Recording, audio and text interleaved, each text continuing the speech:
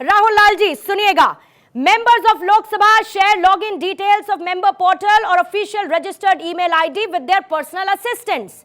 However, as per the terms and conditions of NIC, National Informatics Center, users are requested to keep the given user ID and password a secret, and they should change their password at least once in 3 months. आप दोनों की query को मैं clear कर चुकी हूं। बादल जी बात करिए अपनी। मैं आपको बोलना चाहता हूँ, जब महुआ मित्र जब दुबई गया, अमेरिका किया, कोई दूसरे कंप्यूटर से कोई दूसरा व्यक्ति लॉगिन पासवर्ड को खोला, आपके पास कोई प्रूफ है? पार्लियामेंट में एथिक्स कमेटी महुआ मित्र को बुलाया और क्या पूछा आप जानते हैं? बादल जी आपको एथिक्स कमेटी क्या लगती है? आपको एथिक्स कमेटी क्या लगती है? आपको एथिक्स कमेटी क्या लगती है? आपको तो इस बात की चिंता होनी चाहिए अब आगे महुआ मोइत्रा का क्या होगा, महुआ मोइत्रा के पास आगे रास्ता क्या बचा है? आपको एथिक्स कमेटी लगती क्या है सर? एक महिला संसद एथिक्स कमेटी में कोई महिला नहीं था। एथिक्स कमेटी ने महुआ मित्र को क्या पूछा जानते? आप कौन सा होटल में रहते, आप कहां से आए हैं? ये एथिक्स कमेटी का काम है पर्सनल नाटक करना। आप सुने, आप तक महिला है ना? नहीं, मतलब आप ये कह रहे हैं, आप ये कह रहे हैं बादल जी कि देश की सुरक्षा को दांव पर लगा देना जायज है, लेकिन महुआ मोइत्रा से ये सवाल पूछना कि आप किस होटल में रुकी, ये नाजायज है। आपका तराजू क्या है सर? आपका तराजू क्या है जिसमें इस चीज को आप आगे देख रहे हैं? कैसी बातें कर रहे हैं?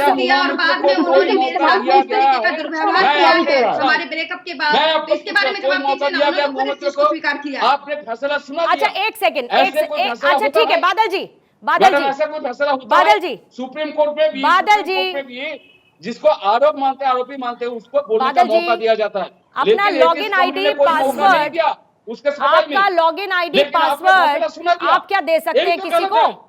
अरे बादल जी, अरे बादल जी आप सुनेंगे सवाल, उसके बाद आप अपना जवाब रखिएगा ना सर। खुद से टाइप करेगा अपना सारा चीज। एक सांसद अपना सारा सवाल खुद तो टाइप नहीं करेगा,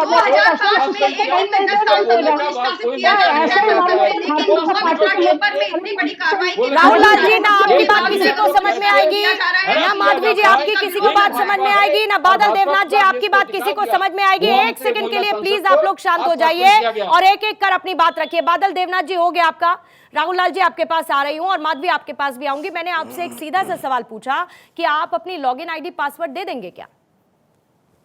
मैं ये तो कह रहा हूं पूर्णिमा जी। सर राहुल लाल जी आपसे नहीं सवाल है मेरा, बादल जी से सवाल है सर। 2 सेकंड में आपके पास आ रही हूं। बादल जी प्लीज और एक बार बताइए, सवाल पूछिए एक बार।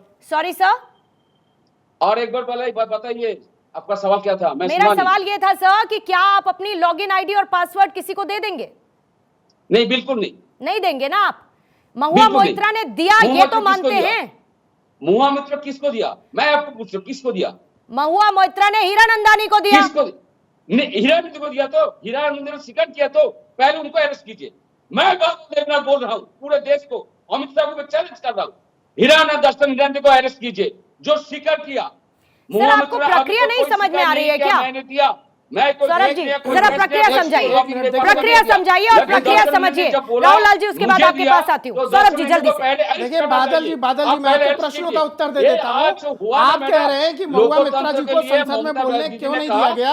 आपको पता होना चाहिए कि जब सोमनाथ चटर्जी जो कांग्रेस के ही थे, सुनिए ध्यान से सुनिए, सोमनाथ चटर्जी वाले प्रकरण से इसकी तुलना, आप सुनिए, सोमनाथ चटर्जी ने निर्णय लिया था कि जब कोई कमेटी बनाई जाएगी और आरोपी उसके अंदर होगा तो आरोपी को संसद में बोलने नहीं दिया जाएगा। जो कमेटी बनेगी वो कमेटी के अंदर आप अपनी बात रख सकते हैं। और उसी प्रकार से एथिक्स कमेटी के अंदर महुआ मित्रा जी को बुला करके उनको जो भी बात रखनी थी उन्होंने अपनी सारी बातें रखी है, लेकिन संसद पर जो आरोपी होगा उसको तय बोलने का ये जो है ये कांग्रेस ने नियम बनाया था। और आज इस प्रकार से लोकसभा के अध्यक्ष ने बोला कि हम पुराने अध्यक्ष की परंपरा को आगे बढ़ा रहे हैं, हम उसमें नया चेंज नहीं कर सकते। तो एक बात तो ये समझनी चाहिए, दूसरा आपको समझना चाहिए कि सांसद को जो है, देखिए भ्रष्टाचार एक अलग विषय, आप जैकलिन फर्नांडिस देखिए वो भ्रष्टाचार मंदिर थी, लेकिन इनका ज्यादा गंभीर मामला इसलिए पड़ता है क्योंकि एक सांसद है और सांसद को जो एक्सेस दिया जाता है, एनआईसी की आईडी दी जाती है, वो सिर्फ उसको देने के पहले क्या होता था, पहले पीए भी एक्सेस कर लेते थे, लेकिन अभी के जो रूल में वो चेंज हुआ है। अभी आप पीए भी उनके यूज नहीं कर सकते, आपको अपनी आईडी स्वयं यूज करनी है। और अगर आप नहीं लिख सकते, टाइपिंग नहीं कर सकते, तो उसमें स्क्रीन जो आप हिंदी से लेटर लिखते हैं उसकी फोटो खींच करके अपलोड करने का भी ऑप्शन है। पहले जानकारी लीजिए और उसके बाद चैनल पे बैठ के बात करिए। संसदीय कार्य प्रणाली देखिए, जो जिस प्रकार से महुआ मित्रा एक सांसद थी और उन्होंने एक बड़ा अपराध ये किया कि पैसा जो है हीरानंदानी जी से इसलिए लिया कि वो किस लिए लिया, प्रश्न पूछने के लिए अंबानी के खिलाफ और इसके खिलाफ, और वही प्रश्न जो है वहां पर आईडी खोल करके अपलोड किया गया। पहला अपराध। दूसरा अपराध यह है कि आप जो है अगर राष्ट्रीय सुरक्षा एनआईसी जो है, जो आपका एक दायरा बनाया गया है, अगर उसको बाहर जाकर भारत से भी बाहर जाकर वही ओपन करते हैं, तो उस पर जो है संसद जो है कोई निर्णय नहीं लिया है, कमेटी ने उनको बर्खास्त किया है। और अगर सुप्रीम कोर्ट जो है सुप्रीम कोर्ट हो जाएंगी तो हो सकता है उनको सजा भी हो। मैं आपको कह रहा हूँ। ठीक है सौरभ जी, महुआ मोइत्रा का आगे क्या होगा? मैंने कहा ये सोचने वाला सवाल ज्यादा था। और बादल जी, ये मुस्कुराने की बात नहीं है, ये बहुत शर्म की बात है। जो एक घटना घटी है, ये शर्म की बात है, ये मुस्कुराने वाली बात नहीं है सर।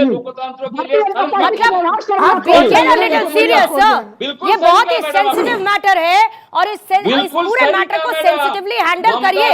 इस पर आपकी प्रतिक्रिया सेंसिटिव होनी चाहिए क्योंकि राष्ट्रीय सुरक्षा से जुड़ा हुआ मुद्दा है।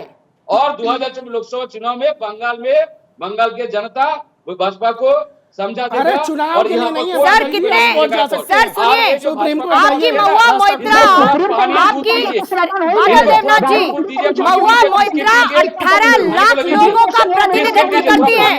महुआ मोइत्रा 18 लाख लोगों का प्रतिनिधित्व करती है। सुन रहे हैं बादल जी आप?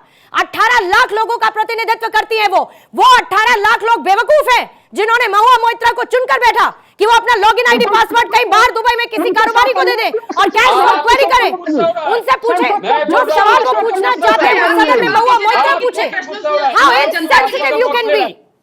कितने प्रश्न जनता के लिए पूछे, अपनी कॉन्स्टिट्यूएंसी के लिए कितने प्रश्न पूछे, आप जवाब दे सकते हैं। और दूसरी बात, सांसद पे कार्रवाई संसद की तरफ से, आप बता दीजिए भाजपा का चैनल है, बता दीजिए भाजपा का चैनल है। सुनिए, संसद जो बात आप लोगों को सूट नहीं करती ना, सुनिए बादल जी, जो बात आप लोगों को सूट नहीं करती वो भाजपा ही हो जाती है। इसीलिए आप लोग रहने दीजिए और आप लोगों के इन एलिगेशंस को सीरियसली लेना हम लोग बंद कर चुके हैं। इसीलिए come to the point, discuss what we are discussing, don't waste the time. Committee का काम ही है कि संसद में हुई जिस तरीके की भ्रष्टाचार हुआ है, अगर भ्रष्टाचार हुआ है तो उस पर कार्रवाई की जाएगी। राहुल लाल जी, आपको लाते हुए थोड़ी देर पहले आप कुछ काउंटर्स दे रहे थे, उनका जिक्र कीजिएगा। और दूसरा, इस कमेटी की रिपोर्ट में, एथिक्स कमेटी की रिपोर्ट में यह क्लियर लिखा गया है, Shri Darshan Hiranandani is an Indian national, holder of Indian passport number. However, it is learned that he has his residency rights in UAE. He is also close relative who are foreign nationals. This creates a serious risk of leakage. अरे बादल जी, हो गया ना आपका turn, रुकिए, बाकी लोगों का भी नंबर आने दीजिए ना सर। आप ऐसे रिपोर्ट क्यों पढ़ रहे हैं? This creates a serious risk of leakage of sensitive material to foreign agencies. और सर, उस दौरान जो डॉक्यूमेंट्स थे उस पोर्टल पर, उसमें मैं आपको सिर्फ 3-4 पढ़कर बताऊंगी, उनको सुनिएगा। Muslim women bill, protection on rights of marriage, Jammu Kashmir reservation bill, Aadhaar and other laws, the medical council, the finance bill, the companies bill, the chit fund bill, the taxation law bill, the mineral law bill, the major port authorities bill. और इसके बाद फेहरिस्त बड़ी लंबी है sir, और उसमें जम्मू और Kashmir delimitation bill 2019 का भी जिक्र था। अब आप मुझको ये बताइए कि ये सेंसिटिव मैटर नहीं है क्या इस पर एथिक्स कमेटी को विचार नहीं करना चाहिए? एथिक्स कमेटी के पास मामला आएगा तो क्या उसने महुआ मोइत्रा से पूछताछ नहीं की? क्या वो उसके बाद अपनी रिपोर्ट सबमिट ना करे और जो लोकसभा स्पीकर की तरफ से फैसला लिया गया वो फैसला ना लिया जाए, सब भूल जाए कि कुछ हुआ था, आंख बंद करके बैठ जाए? देखिए पूर्णिमा जी, मैं बिल्कुल 2-3 पॉइंट पर अपनी बातों को एकदम संक्षेप में रख रहा हूं। तमाम राष्ट्रीय सुरक्षा के मामले, महुआ मोइत्रा के मामले में सबों को बहुत याद आ रहे हैं, आनी चाहिए, स्वागत है उनकी कदम है। लेकिन फिर उस समय राष्ट्रीय सुरक्षा के मामले याद क्यों नहीं आते जब राहुल गांधी मामला उठाते हैं कि 20,000 करोड़ का जो सेल कंपनियों से अडानी के यहाँ आया और जो अलग अलग रक्षा क्षेत्र में उसका निवेश हुआ है, क्या रक्षा जैसे सेंसिटिव क्षेत्र में अगर अडानी की सेल कंपनियों का निवेश हो रहा है और उसको विदेश से प्रभावित किया जा रहा है, क्या वहां पर हमारा रक्षा क्षेत्र प्रभावित नहीं हो रहा है? वहां पर भी प्रभावित हो रहा है। भारतीय जनता पार्टी वहां पे क्या राजस्थान में इन्वेस्टमेंट नहीं किया था जब कांग्रेस की सरकार थी? दूसरी चीज, पश्चिम बंगाल में नहीं इन्वेस्टमेंट किया क्या अडानी ने? केरला में इन्वेस्टमेंट नहीं किया क्या अडानी ने? कर्नाटक में इन्वेस्टमेंट नहीं किया क्या अडानी ने? आप अपना रिकॉर्ड उठा करके देखिए, आपके जहां जहां पर राज्य हैं अडानी ने इसमें इन्वेस्टमेंट किया हुआ है, वहां पर आपको अडानी से दिक्कत नहीं है।